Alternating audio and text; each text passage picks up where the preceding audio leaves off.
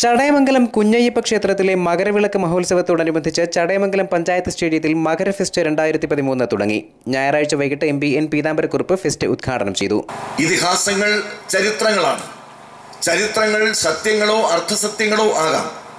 അതിൻ്റെ വിവരണങ്ങളിലെ അസാധാരണമായ സ്തുതികൾ ചിലപ്പോൾ അതിരുവിട്ട പ്രശംസകളായി കണ്ടുകൊണ്ട് യാഥാർത്ഥ്യത്തിൻ്റെ കഴമ്പുകൾ കുറിച്ച് മാത്രം കാണാനേ ചിലപ്പോൾ സാധിക്കൂ.